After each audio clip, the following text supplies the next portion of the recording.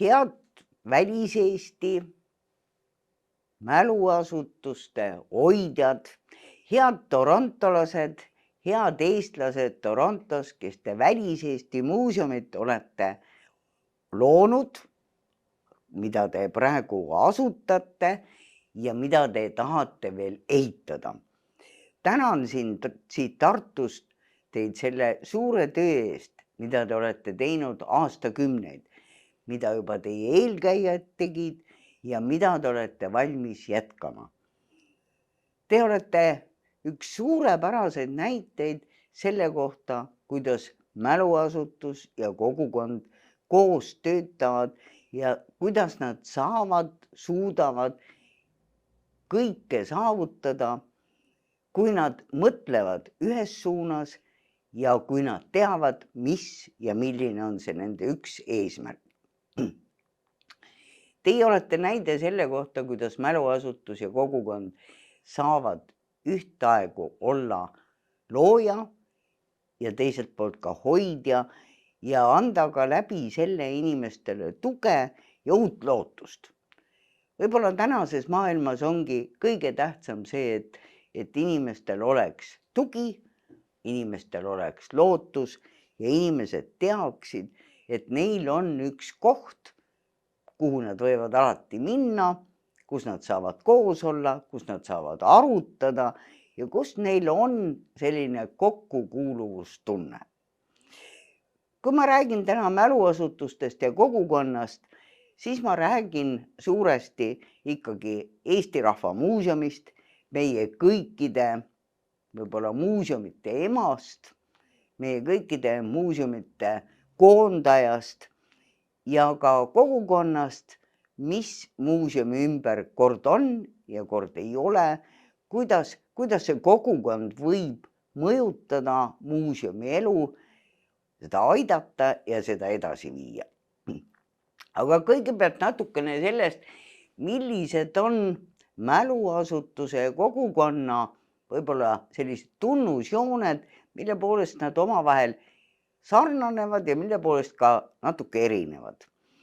Mäluasutus, on see siis raamatukogu, arhiiv või muuseum, mäluasutuse kõige suurem tunnus minu meelest ongi just see, et mäluasutusel on võime panna kokku see tänane päev pärandiga või selle kõigega, mis varem on olnud ja tegelikult nende kahe pealt näha või vaadata või vähemalt püüda aru saada, milline võiks tulla see tulevik. See on mäluasutuse kõige suurem võim ja kõige suurem selline või iseloomustavam tunnus, mis annab ka mäluasutusele võimu ja jõu puudutada inimesi vahel tõesti südamest ja mõtetest korraga ja teiselt poolt nagu, mis annab ka neile inimestele, kes mäluasutusega kokku puutuvad, annab mingi kindluse, et sa oled korraga, eks ole, mineviku, oleviku ja tuleviku teenistuses. See on suurepärane võimalus, suurepärane tunne.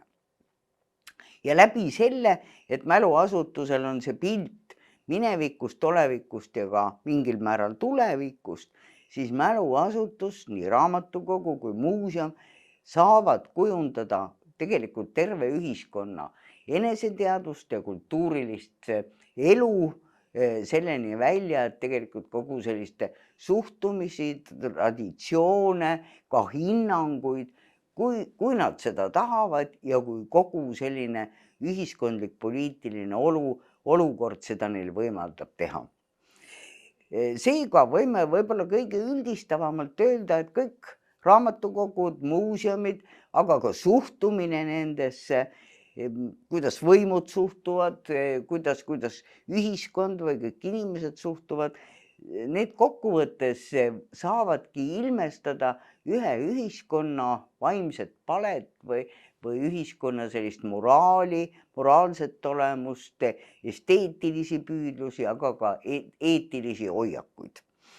Kui me mõtleme nüüd, millised olid Eesti rahva esimesed mäluasutused, mis omasid nagu suurt tähendust nii tol hetkel, kui nad asutati ja mis kandsid edasi seda jõudu üle maa, siis ma julgen tõesti nimetada, et Tarvastu Rahvaraamatukogu aastast 1860, mille kohalik kooliõpetaja Hans Wühner ise asutas ja kutsus oma kaaslasi seda toetama, millest sai alguse tegelikult terve Eesti rahvaraamatukogude võrk, mis on õnneks tänaseni püsinud ja hoidnud sellist rahva vaimset palet, aga ka vaimset püüet selle hariduse poole.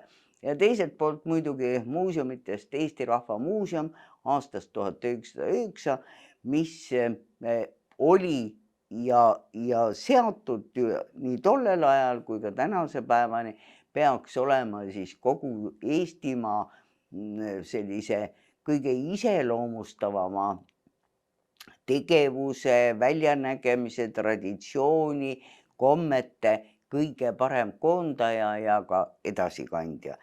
Muidugi nende järel ja nende nagu püüdlustele toetudes tekkiski ühelt poolt terve rahvaraamatukogude võrk, võib-olla alguses natuke arglikult koolide juurde ja kooliseltside raamatukogudena ja teiselt poolt ka hakkas tekkima oma selline muuseumide ringkond.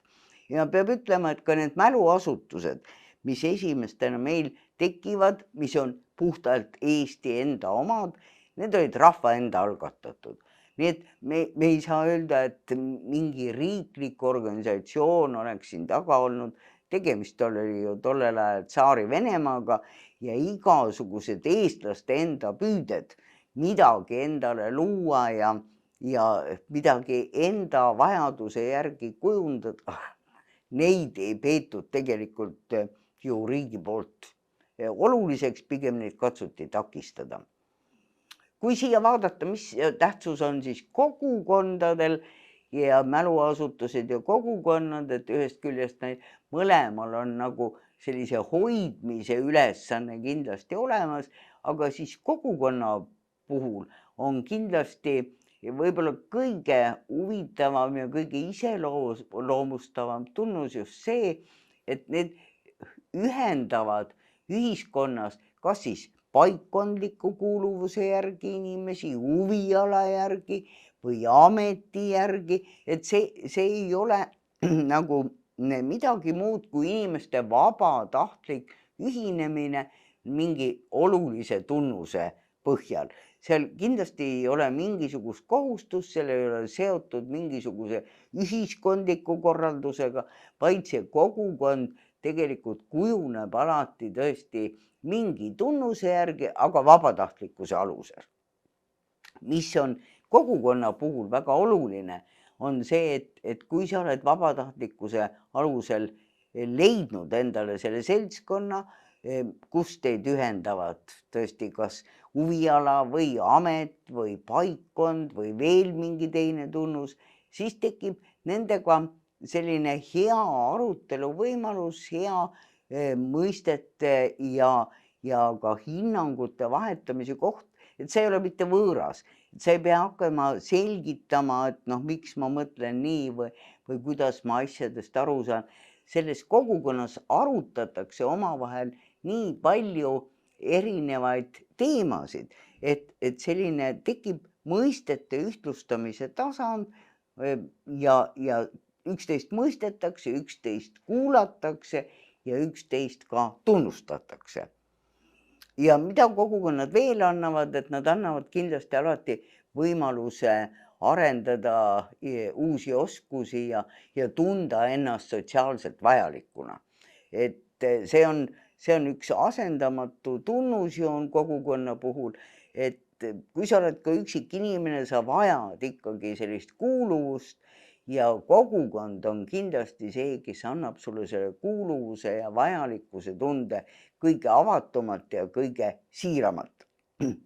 Ja kõik kogukonnad, olgu nad kas paikkonniti moodustatud või eriala või huviala kaupa moodustatud, nad kujundavad sellist kultuurilist omailma, mille puhul on öeldud ka vahel, et igasugune kultuuriline omailm tähendab ühtlasi ka suletust.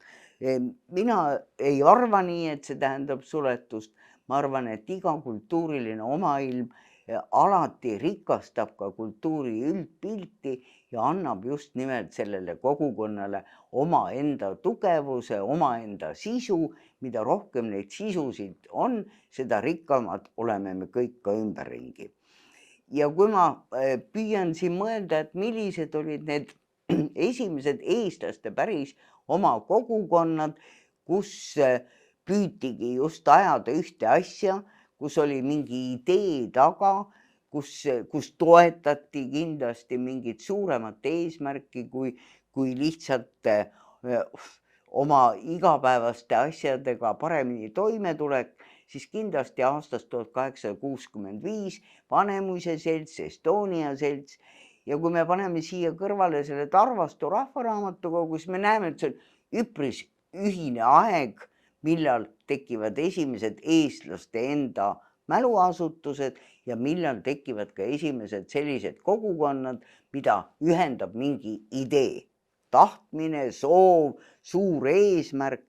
Ja ka siin seltside puhul peame nimetama täpselt samamoodi, et need on rahva enda algatatud, selles pigem on see rahva jõud ja rahva soov, mis katsub seda edasi viia. Nii et mäluasutused ja kogukonnad eestlastel saavad enam-vähem ühel ajal sellise alguse. Nad on ka ühtemoodi põhimõtteliselt loodud ikkagi rahva enda tahtmise ja jõuga, aga vahe on ainult selles, et tõesti see mäluasutus struktureerib kogu teadmist ja ta on algusest peale asutusena, on ta nagu sellise struktuuri ja korralduse ja kogu reeglistiku vallas rohkem kinni, kui seda on kindlasti kogukond.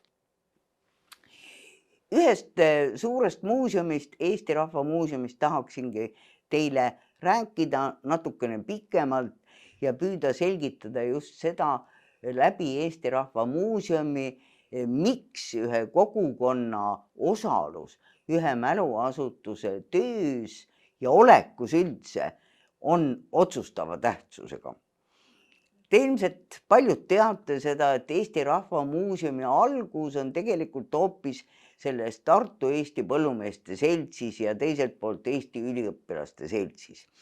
Nimelt 1870, kui Tartu Eesti Põllumeeste Selts siin tekkis, siis õige pea hakkas ilmnema sellest Põllumeeste Seltsis, kus olid tõesti esialgu nagu päevakorral ainult sellised praktilised küsimused, kuidas paremini põldu pidada, milline on parem seeme, milline on tulusam kari ja nii edasi, siis ometi juba 19. sajandi lõpukümnendil tekivad Eesti Põllumeeste Seltsis just sellised küsimused, et kes meie siis eestlased oleme, miks meil ei ole oma ajalugu, miks me ise sellega ei tegele, kes sellega siis peaks tegelema, kui meie ei tegele, ja püütakse seal Eesti Põllumeeste Seltsi varju all hakata asutama sellist väikest näituse osakonda. Selle eestvedaja oli Jaan Tõnisson, kes oli aastast 1898 Põllumeeste Seltsi esimees ja üldse väga algatusvõimeline siis. Kogu see uus näituste plats sai ju Tõnissoni algatusel sisse viidud, aga just see püüd ka, et Põllumeeste Selts peab olema midagi rohkemat kui ainult praktiliste asjade kordajamise paik. Ja teiselt poolt Eesti Üliõpilaste Selts, kus oli nii Oskar Kallas kui enne seda veel Jakob Purt ja Jaan Tõnisson ja kus tekkis selline küsimus, et kuulge, et meil on ju eesti keeles kirjutatud ilusat rahvaluulet, suurepärast rahvaluulet. Meil on ka, eks ole, Feelman olnud, Kreutzwald olnud, meil on selliseid esimesi eesti keeles kirjutatud käsikirju, et me peaks need kõik kokku koguma. Nii et see tekib nagu ühelt poolt nii sellises praktilises seltskonnas, teiselt poolt ka üliõpilaste seltsis. Siia juurde tuleb kindlasti nimetada, et kuidas see kõik üle maa kõigile eestlastele sai kuuldavaks, siis siin on kindlasti Jakob Hurda suur rahvaluule kogumine. Sest need üleskutsed, mis 1880. aastatel läbi tollaste Eesti ajalehtede läksid kõikidele eestlastele, kes oskasid lugeda ja kirjutada, et käige ringi, kuulake, millist rahvaluulet või rahvajutte või vanasõnu või kõnekäändusid, milliseid rahvas kasutab, kirjutage see üles, saatke meile, saatke murdetekste, saatke rahvalaule ja nii edasi. Need üleskutsed mitte ainult ei leidnud järgimist üle terve Eesti, aga nad tekitasid ka sellise huvi, et kuulge, võib-olla ikkagi meie enda pärandis on midagi ka sellist, mis tulekski üles kirjutada. Eestlasele enne polnud keegi ju sellist asja rääkinud. Keegi polnud öelnud, et selles samas voki kõrval lauldavas laulus võiks olla midagi sellist, mis ongi suure tähendusega ja väga väärtuslik. Nii et tekib tegelikult dialoog ühiskonnaga ühelt poolt läbi nende seltside, kus olid koondunud nagu asjalikumad ja teadlikumad ja ettevõtlikumad inimesed, no nagu juba nimetatud põllumeeste selts, üliõpilaste selts ja teiselt poolt, eks ole, läbi ajakirjanduse, nagu olid Eesti Postimees ja Olevik ja Valgus, kõik lehed avaldasid tollel ajal need Jakob Hurda üleskutseid ja ülevaateid, kuidas rahvaluule kogumine läheb.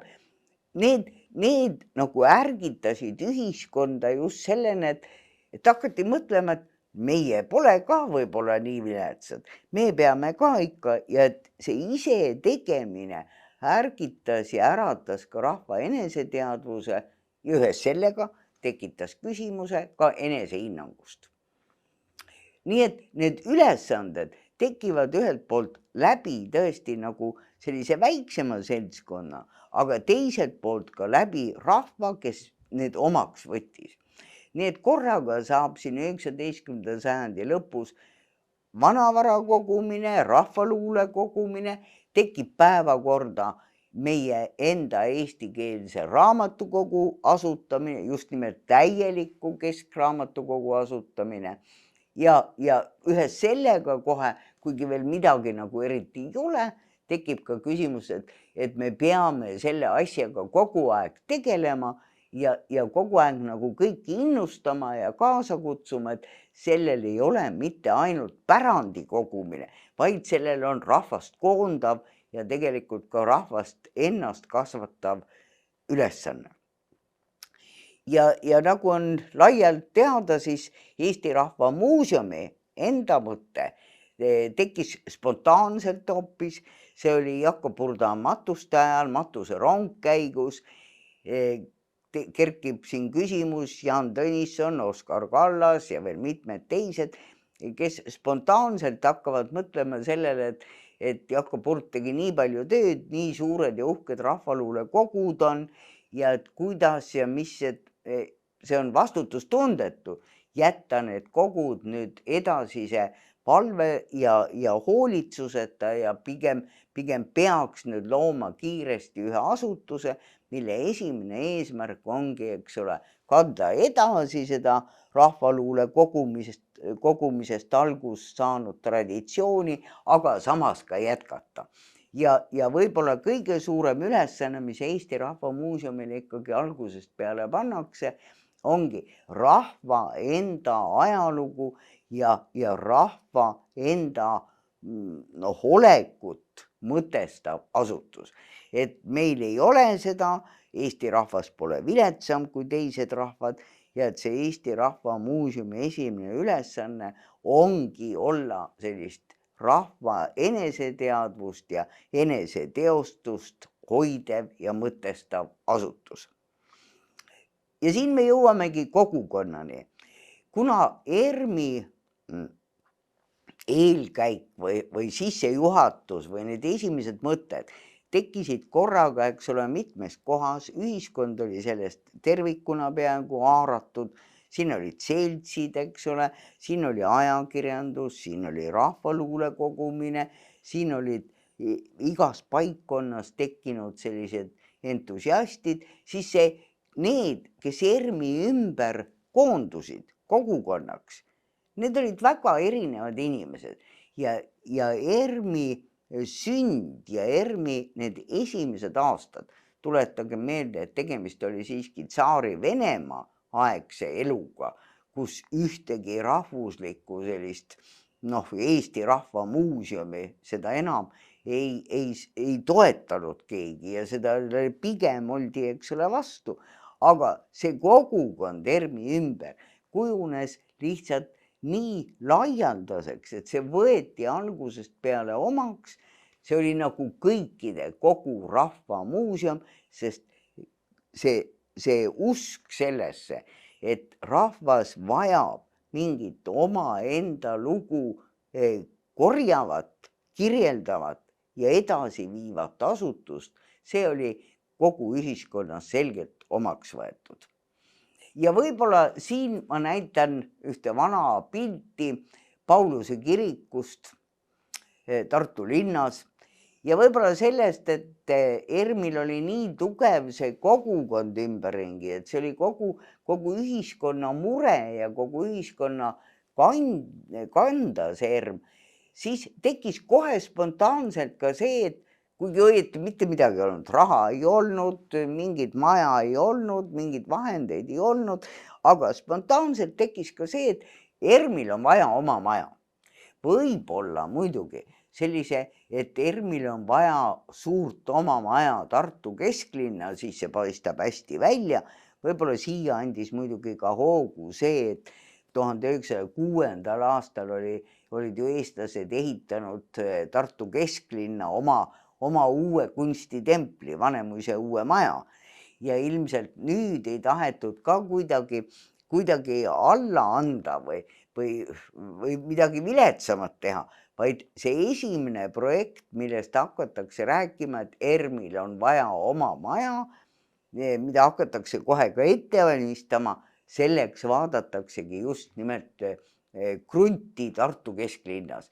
Ja esimene koht, kuhu siis tahetakse ehitada, oli just selle Pauluse kiriku taga ja seal nähti, et seal võiks olla suur Eesti Rahva Muuseum ja kohe 1909. aastal, kui muuseum oli vaevu asutatud, kui muuseumil ei olnud ei ühtegi oma tuba ega isegi riiulit mitte, hakatakse rääkima ja plaani pidama ka, et ERM-il vajab suurt esinduslikku maja ja et see maja ei või olla mitte kuidagi väiksem kui 25 000 ruutmeetrit.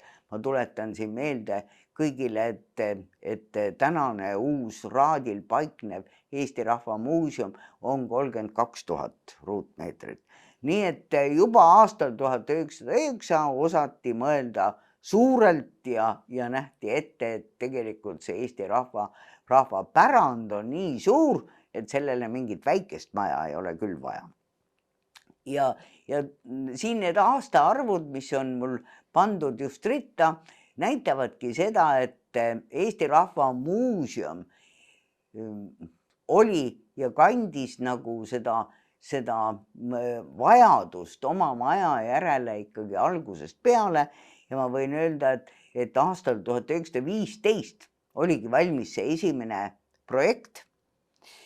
Kahjuks see esimene projekt, selle jaoks kogutud rahad, kõik plaanid jäid ju otse esimese maailmasõja aastatesse, sellele esimesele maailmasõjale järgnevatesse väga segastesse aastatesse 1917, 1918 algus ja lõppeski see mitte millegagi, isegi võib öelda seda, et kogutud raha kaotas oma väärtuse ja selle eest saadi osta kokku ainult paar riiulit ja paar kappi arhiivile, ei midagi muud. Siis järgmine projekt on juba 1937, millal tahetakse Eesti Rahva Muuseumile jällegi oma maja ehitada, aga see maja pidi tulema siis vahepealsetel aastatel 1922. aastast Eesti Rahva Muuseumi ühele osale või arhiividele saadud Aia tänava või tänasest Vanemuise tänavamajast, millest ka ei saanud asja. See pidi 37. aasta projekt näeb ette lihtsalt Aia tänavamajale ühte suurt juurdeehitust, mis oleks siis pidanud mahutama etnograafilise poole, aga see jääb otse nendesse aastatesse, mis lõpetavad koguni ju Eesti Vabariigi. Ja siis tehakse tõesti üks Nõukogude Eestis üks plaan ja katse ka hakata ehitama Eesti Rahva Muuseumi maja 1965. aastal, aga see jäi ikkagi täiesti nagu puudulikuks selles mõttes, et selle taga ei olnud ka Eesti Rahva Muuseum, kuivõrd riiklik etnograafiamuuseum ja leiti, et selle jaoks ei ole ei ressurssi ega ka nii selgelt põhjendatud vajadust.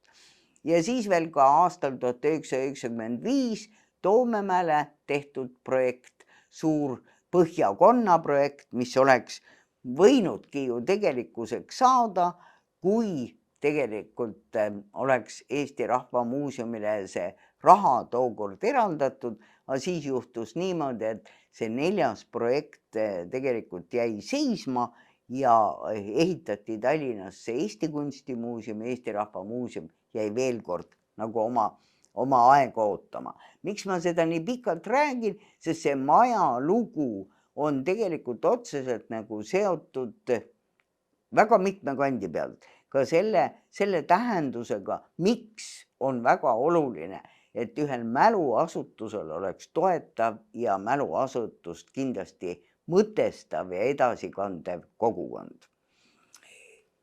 Eesti Rahva Muuseum töötas tõesti sellise riikliku keskse mäluasutusena sõjaeelses Eesti Vabariigis aastatel 1922 kuni 1940.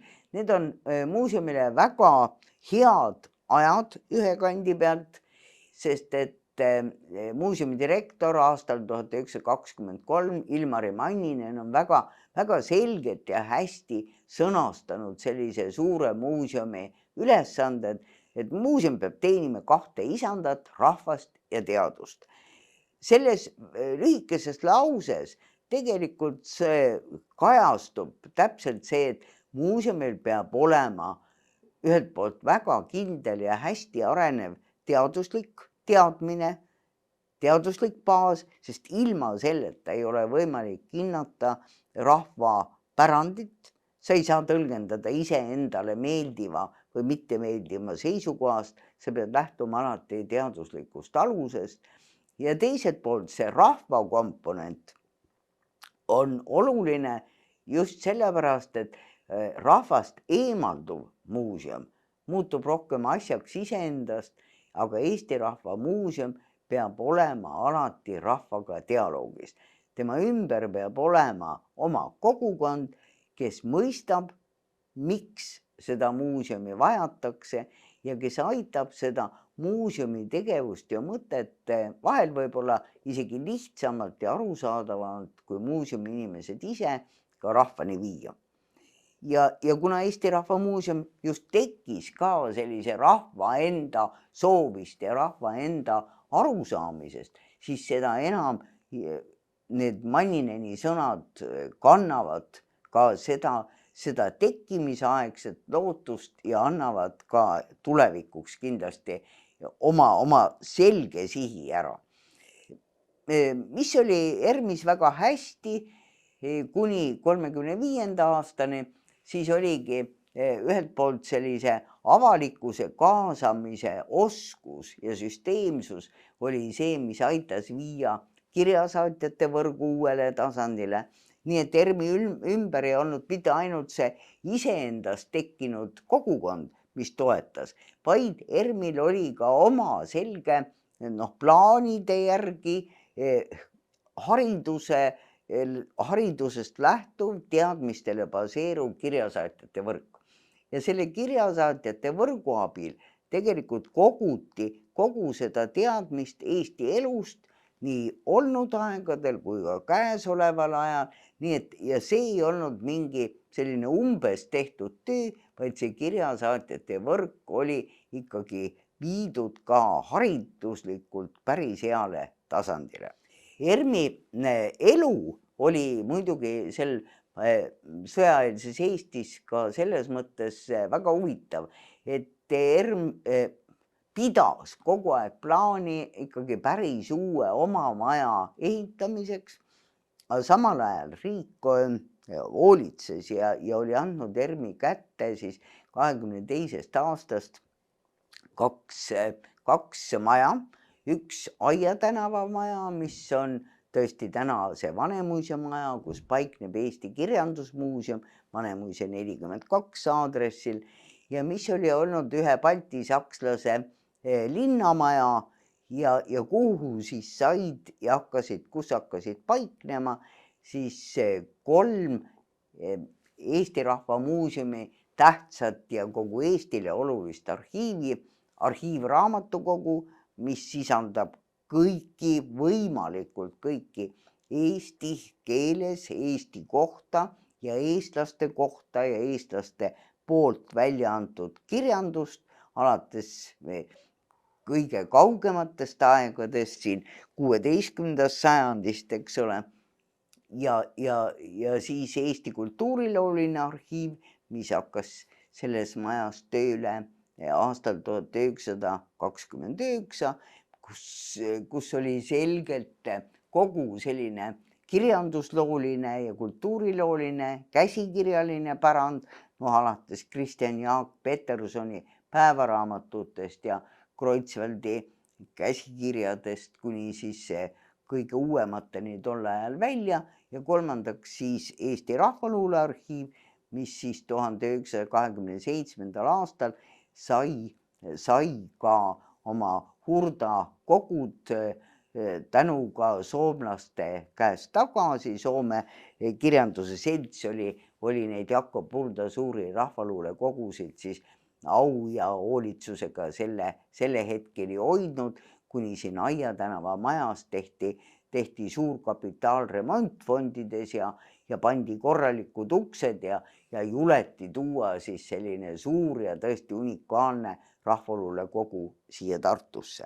Ja teiselt poolt siis Raadi mõis, mis Liipardite mõisana, Liipardid, eks ole, lahkusid Eestist ja Raadi mõis siis jagati 8, osa sai Eesti Rahva Muuseumi kasutusele, osa jäi Tartu Ülikoolile õppekatsebaasiks, eelkõige põllumajanduse tarbeks ja Raadi mõisas hakkas paiknema siis see esemeline pool. Kõik alates liiklusvahenditest, lõpetades meie uhkete rahvarõivakogudega ja kõikide puu- ja puukäsitöö näidistega, õllekannusid, ma tuletan just meelde, suurepärane õllekannude kogu, need siis olid kõik Raadil. Mis muutus 35. aastal? Siis võime märgata seda, et kui 35. aastani ERM nagu ise hoolitses ja hoidis seda dialoogi ühiskonnaga ja kogukond toetas väga laialdaselt ERM-i, siis 35. aastal näeme seda, et suur soov terves ühiskonnas seda eestlust tähtsustada ja eestlusega rohkem nagu tähelepanelikumalt ja ka kindlapiirilisemalt tegeleda, siis toob kaasa ka teatud mõttes riigivõimu sekkumise ERM-i tegevusse. Ja näiteks antakse muuseumile ülesanne, et kindlasti rohkem, eks ole, jälgida, tegeleda, propageerida rahvarõivaste alast teadlikkust ja rahvarõivaste kandmist. See ülesanne iseendast on ju väga tore, kellel ja mis saab midagi selle vastu olla, kui rahvarõivastega rohkem tegeldakse. Aga just selline ERM-ile nagu tsentraalselt ülesannete määramine tähendas seda, et ERM-il endal jääb dialoogiks ja rahva ja avalikkusega suhtlemiseks vähem aega, sest talle antakse ülesandeid ette. Ja sinna aega jääb, nagu juba kord nimetatud, ka see uue maja küsimus hoopis teistsuguses, et selle Aia tänava juurdeehitusena projekt on valmis, aga ka selle projekti lükkab elu ümber. Aga ERM kindlasti kogu oma sõjaeelses tegevuses tugevdas ja kasvatas sellist Eesti enda kultuuri igas tähenduses, sest ERM ei olnud mitte ainult esemeline või ainult rahvaluuleline kohtumispaik. ERM oli kõigi poolt ikkagi hinnatud, tunnustatud, ka väärtustatud muuseum, mis läbi selle hoidis seda kogukonda, mis kunagi oli ERM-i enda tekitanud, hoidis nüüd nagu teistsugusena edasi, kaasaegsemana, akadeemilisemana, aga kindlasti oma kogukonnana. Ja muidugi see aasta 1940 oli hukatuslik selles mõttes, et kogu Eesti Rahva Muuseum ju riigistati ja tükeldati, tehti 2 eraldi asutust, riiklik etnograafia muuseum ja riiklik kirjandusmuuseum. Algas selline asendusmajade ajajärk, kogud olid mööda linna kirikute keldrites, mitme kiriku keldris, Pauluse kirikust me kolisime neid kogusid välja siin veel viimaseid kogusid välja aastal 2006. Aga põhikoht oli siis see vana kohtumajaks ehitatud suur maja Veski tänaval. Kirjandusmuuseumi käsutusse jäi just see Aia tänava või nüüd siis Vanemuise tänava maja, kuhu jäid arhiivid ja ühes sellega, eks ole, lõpetati ära Eesti Rahva Muuseum, lõpetati ära ka kogu kogukond. Ja peab ütlema, et ega see nõukogude aeg loomulikult mingit kogukondlikku tegevust ei lubanud, ei soosinud, ei soovinudki ja mõlema asutuse puhul julgen ma öelda seda, et kuigi riiklik etnograafia muuseum püüdis jätkata oma mingitki kogukondlikku tegevust läbi selle, et hoiti elus oma kirjasaatjate võrku, siis see oli nagu teistmoodi, see oli siiski kontrollitud tegevus, see oli eeskirjadele vastav tegevus ja sellest oli kadunud ära see algusaegade vabadus, soov hoida oma rahvast, soov hoida oma sellist eestlust ja rahvuskultuuri.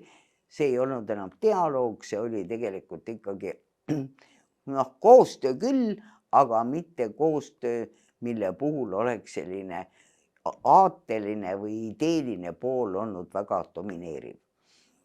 Ja kui on uute aegade tulekut juba õhus natukene tunda, siis see küsimus, kus on nüüd Eesti Rahva Muuseum, mis on saanud Eesti Rahva Muuseumist, siis vaatas, mitte ma ei julge öelda, et kogu avalikkus, pigem kirjanikkond ja pigem intelligents vaataski ühelt poolt Eesti Kirjandusmuuseumi poole ja teiselt poolt riikliku etnograafia muuseumi poole, et kuna see Eesti Rahva Muuseum oli 2 lõhutud, siis küsimus, kus on Eesti Rahva Muuseum, oli igati õigustatud küsimus. Selle küsimuse vastus hakkas nüüd kerima ennast väga pikaldaselt ja keris kohe aastakümneid, julgen öelda.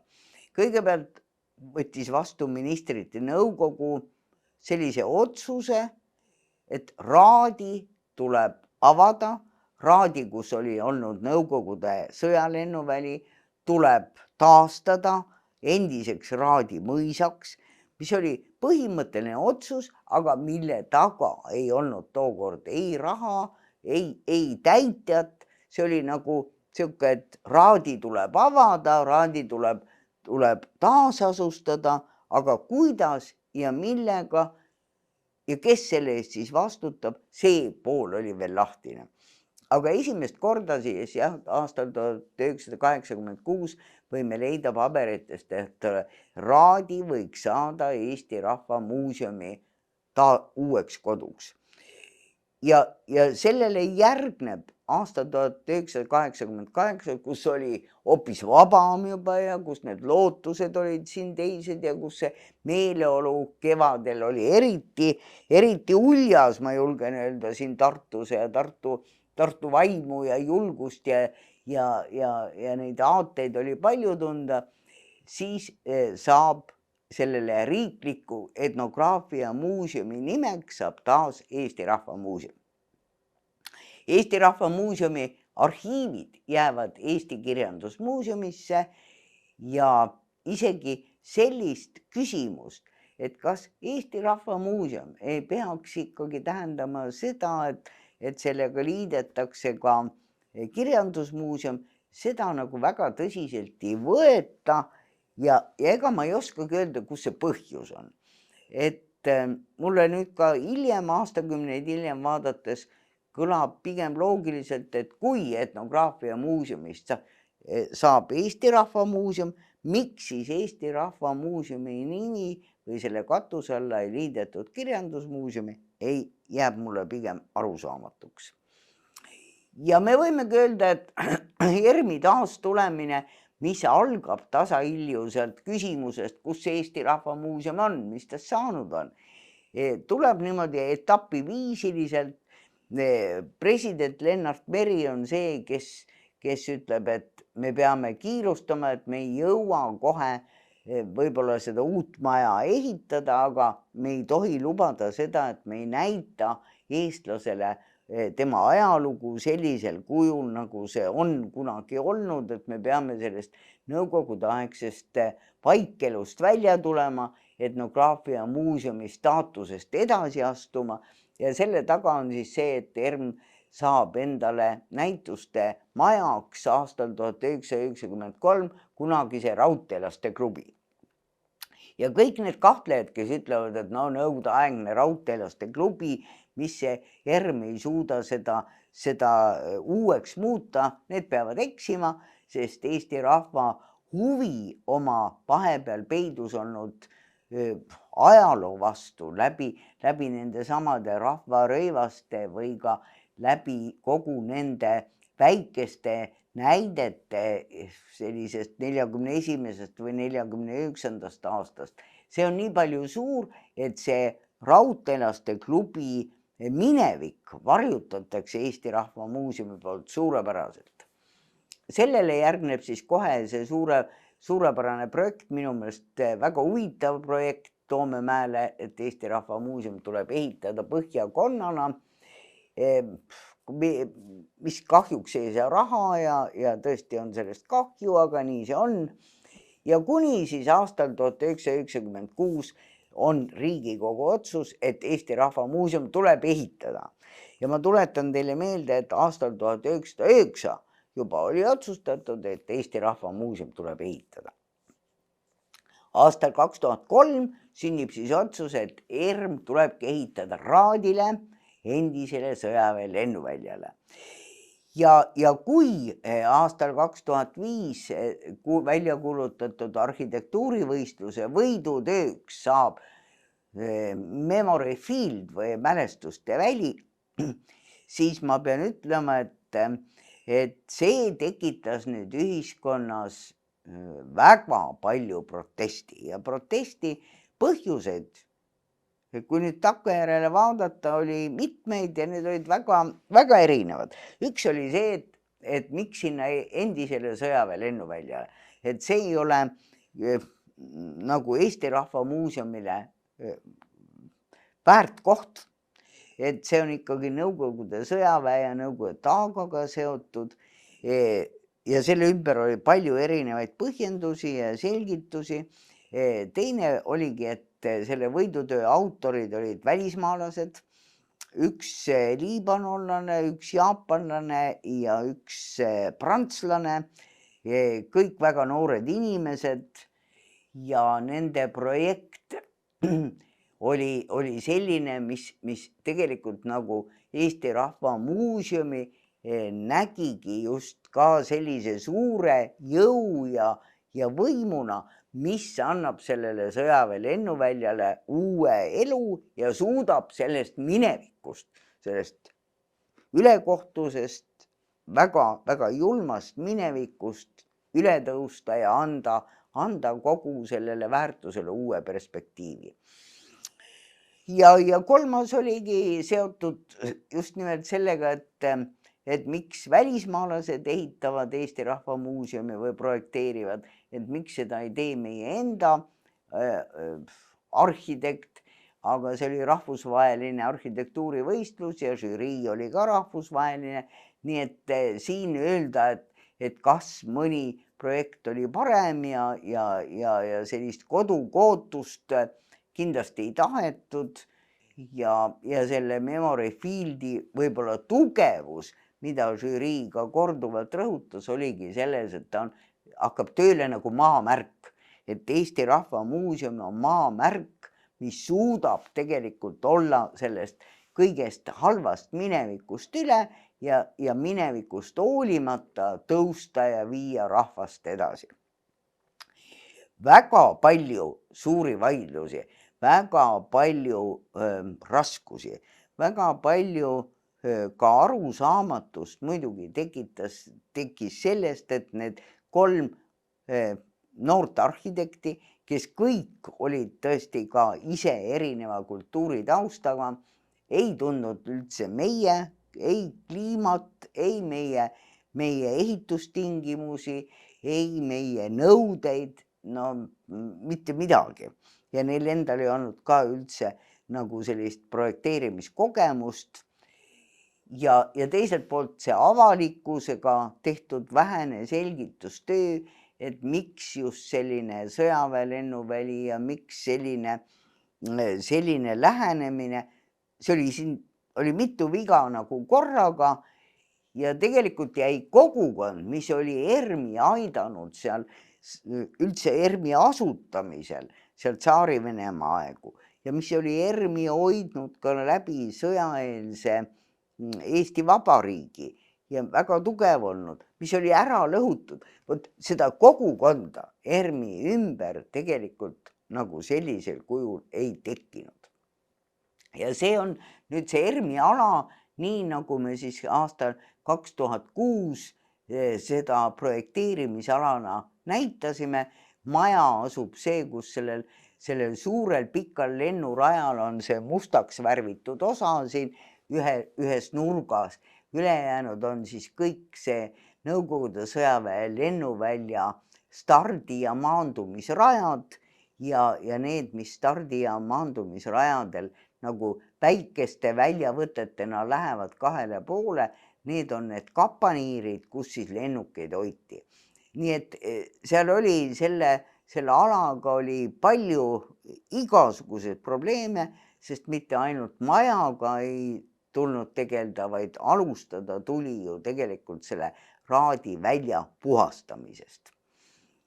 Ja nüüd, kui me vaatame, siis me näemegi, et ühelt poolt see mäluasutus ja teiselt poolt see kogukond, mis olid koos nagu alustanud ja koos ka läbi tulnud selle ERM-i sõjaeelse perioodi hiigelaegadest, siis sellel on nagu mitu selgitust, et Eesti Vabariigis oligi Eesti Rahva Muuseum rahva uhkus, ise loodud, ise kokku kantud ja selle ümber või selle sees, sellise suure avalikkuse toetuse sees oli veel oma selline teadlik toetajaskond, teadlik kogukond, kes olid kirjasaatjad, nii et see ERM oli nagu mitmekordselt kaitstud ja mitmekordselt ka erineval tasandil mõistetud. Nõukogude Eestis lõhuti see kõik ära ja jäi tõesti see kirjasaatjate võrk, kes tegi koostööd ja saatis oma kaastöid, aga seal taga sellist usalduslikku suhtlemist ei olnud. 1988 oli kahtepidi see toetajaskond, ühelt poolt see vanem muinsuskaitse ja kogu selle Eesti endist ajalugu tundev ja toetav seltskond ja siis ka tudengid, aga nende hoog oli ju see, et nad nagu tõstsid päevavalge ja lõid need eeldused ja siit oleks pidanud nüüd nagu see ERM-i enda tegelik kogukond edasi viima ja aitama ERM-i, aga seda ei olnud. Tõsi, tehti katse. 1994. aastal asutati kohe kiiresti ja ma arvan, et see oli tark ettevõtmine, asutati ERM-i sõprade selts. Täiesti teadlikult, et ta hakkaks ERM-i toetama, sest seal oli veel ka just sel ajal see küsimus, et kas Eesti Rahva Muuseumi maja hakatakse ehitama või ei hakata. Aga et see sõprade selts oleks see, kes aitaks selle maja tähendust ja vajadust selgitada. Aga see põhihäda, mis jäi hoolimata sellest sõprade seltsi asutamisest, oli see, et sõprade selts jäi nagu ERM-i kõrvale. Nad ei sulanud kokku, see side oli küll olemas, aga nad ei kujunenud kogukonnaks. Kas see oli selle põhjus, et see nõukogude aeg oli veel niivõrd värske ja tegelikult sellist usaldust ei olnud, et me ei osanud veel kõiki neid asju niimoodi mõelda ja arvestada. Seal võib olla väga mitu põhjust. Ja ma arvan, et üks oluline põhjus on tõesti, et see usaldus ühiskonnas oli veel aastal 1994 siiski väga habras. Et ei olnud nagu vabadust ja usku ja usaldust, mida vajab üks kogukondlik tegevus. Ja ERM-i projekt ja planeering Raadile olidki nii konarlikult liikumas aastatel 2006 kuni 2010, et tal puudus selline oma kindel ja tõesti igas olukorras toetav kogukond, kes oleks mõistnud, kes oleks selgitanud, kes oleks julgenud välja astuda. Miks ma julgen seda väita, sest ma elasin ise kogu selle perioodi läbi ja mäletan väga täpselt seda, et kui ma mingil hetkel tundsin, ja see oligi just seal aastal 2010, et nagu keegi enam ei toetagi selle ERM-i tulekut, et ma olin nagu teinud mitu viga, et ma ei olnud üldse teadlikult seda kogukonda, seda tugevust selle ERM-i ümber lasknud välja arendada. Ja siin on väga hea moment võrrelda seda, et miks Kirjandusmuuseumil läks nii hästi. Et ühelt poolt on Eesti Rahva Muuseum, endine riiklik etnograafia muuseum, eks ole, kes saab ERM-i nime, Kirjandusmuuseumi arhiivid, kus on selline kõik nagu jutuline materjal ja laulud ja meie vaimne varandus, see jäetakse nagu ilma hooleks. Et ja ometi Kirjandusmuuseumil läheb ka väga hästi ja kus see vahe siis on? ERM-i sõprade seltsi tegevjuht oli palgaline ametnik. Aga seal oli üks aga. See palk tuli ise leida, projektidest otsida ja see muutis kogu sellise tegevjuhi töö ühest küljest nagu tööks, et sa pidid palka endale leidma ja teisest küljest võttis ära sellise suure initsiatiivi ja võimekuse vaadata hoopis laiemalt, et mis selle ERM-i tulekuks on veel vaja teha, kui palju on vaja sellist lihtsat selgitustööd teha. Eesti Kirjandusmuuseum, kes jäeti teatud mõttes nagu saatuse hooleks, kelle puhul liikusid kõik variandid, eks ole, et paneme kokku näiteks Tartu Ülikooli raamatukoguga, paneme kokku Rahvusarhiiviga, paneme kokku Eesti Rahva Muuseumiga, kelle puhul nagu ühtegi head varianti ei olnud tükk aega üldse päevakorras, siis see, mida me suutsime Kirjandusmuuseumis tänu sellele, et seal oli noor entusiastlik kollektiiv, et seal olid tööl inimesed, kes kõik ise väärtustasid neid arhiive. Me suutsime ise moodustada selle Kirjandusmuuseumi ümber oma kogukonda. Oma kogukonna, kus oli väga tähtsaid inimesi, Eesti Teaduste Akadeemia tollane president Jüri Engelbrecht, kirjanik Hando Runnel, sellised nimed, kelle puhul nii väga kergesti keegi ei julgenud öelda, et mis temaga teab. Me täiesti teadlikult moodustasime selle kirjandusmuuseumi ümber, Jaan Kross kirjanikuna, Juhan Peegel akadeemiku ja kirjaniku ja rahvaluuleteadlasena ja paljud rahvaluuleteadlased, me suutsime nagu ise selle kogukonna tekitada. Keegi meid ei aidanud, aga meil oli endal loomulikku tarkust moodustada selline meid kaitsev kogukond, mis moodustaski omamoodi tõesti sellise meie kaitsevalli. Senikaua, kuni me suutsime leida endale ka formaaljuriidiliselt õige lahenduse, et me jäime, Eesti Kirjandusmuuseum jäi alles ja sai riigi teadus- ja arendusasutuseks, sai Eesti teaduse tippkeskuseks, mis oli tollel hetkel ikkagi väga suur saavutus ja ma julgen ka täna aastakümneid hiljem öelda seda, et see oli tänu tollaste kirjandusmuuseumi töötajate sellisele sisemisele tugevusele ja vaimsele veendumusele, et kirjandusmuuseum on oluline, et need arhiivid on olulised, et suudeti üle olla sellest, et meid nagu ERM-i hulka ei arvatud ja et me saime tegelikult ise nagu leida selle õige positsiooni ja koha. Mida ma tahan selle kõigega öelda, et midagi olulisemat ja tähtsamat kui üks kogukond, tugev kogukond mäluasutuse juures on raske leida.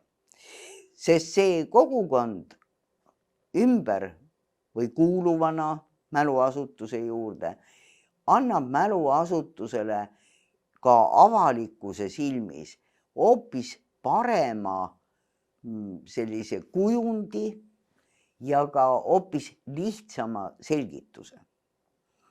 Kogukond asutuse ümber suudab kujundada ja laiemale viia seda asutuse enda seest tekkivat teadmist ja oskusi ja ka tahtmisi. Ja mis minu meelest kõige olulisem on, et see oma ilma kujundamine, mida me näeme ja mis tänases päevas sellises kohati väga julmas ja uskumatult ebameeldivas olevikus aitab muuta selle ka halva asja ja kauge asja kuidagi omasemaks ja lähedasemaks, sest seal kogukonnas on need inimesed, keda sa tunned ja usaldad. Ja kogukond kasvatab loomulikult ka sotsiaalset turvatunnet, annab selle tunnetuse inimesele, et sa oled vajalik ja et sind hinnatakse ja sinu järele tuntakse vajadust ja sellist vajaduse tunnet tegelikult vajab absoluutselt iga inimene. Ja mida kogukond kindlasti veel annab mäluasutusele, ta annab kõikidele mäluasutuse seisukohtadele hoopis laiema kõlapinna ja hoopis sellise inimlikustatud mõõtme. Et vahel võib ju olla, et asutuse sõnavõtt tundub natuke liiga ametlik või need seisukohad väga sellises kantseliitlikus keeles. Aga kui sul ümber on see kogukond, siis see kogukond annab just sellise inimlikuma ja sõbralikuma ja soojema mõõtme ka kõikidele arvamustele ja seisukohtadele. Kaitsetsoonist ma juba rääkisin, seda eriti kirjandusmuuseumi näitel, kes jäi ilma nagu paljust, aga tänu sellele, et me olime suutnud selle kaitsetsooni tekitada, sai kirjandusmuuseum väga hästi hakkama ja töötab tänase päevani ja kuigi me võime, eks ole, alati küsida, et kas Eesti Rahva Muuseum ei peaks ühendama endas ka seda sõnalist kultuuripärandit, mis on kirjandusmuuseumis, siis see on selline aegadest aega kõlav küsimus, mille ümber või millele otseselt nagu ühest vastust isegi anda ei saa. Ja kui vaadata ühiskonda veel laiemalt, siis julgen öelda ka kindlasti seda, et iga kogukond suurendab oma ühiskonna sidusust, sellist üldist, kasvatab üldist tolerantsi, suurendab inimlikkust ja annab meile kõigile väga palju jõudu juurde. Ja teades seda, kui palju on Toronto eestlased oma muuseumi jaoks juba teinud, kui palju nad on veel valmis tegema, siis ei ole midagi ilusamat, kui näha siit Tartust seda Toronto Välis-Eesti muuseumi kasvamist, valmimist just tänu sellele, et teil on olemas ühelt poolt mäluasutus, teil on see side olnud tänase päeva ja homse vahel ja teiselt poolt on teil see kogukond, kes iseenda aega, iseenda energiat, iseenda ideid ei keela kunagi selle muuseumi jaoks rakendamast. Nii et veel kord suur aitäh teile ja jätkugu teil vaid jõudu, tahtmist, usku ja jätkugu muuseumi jaoks ka raha. Aitäh!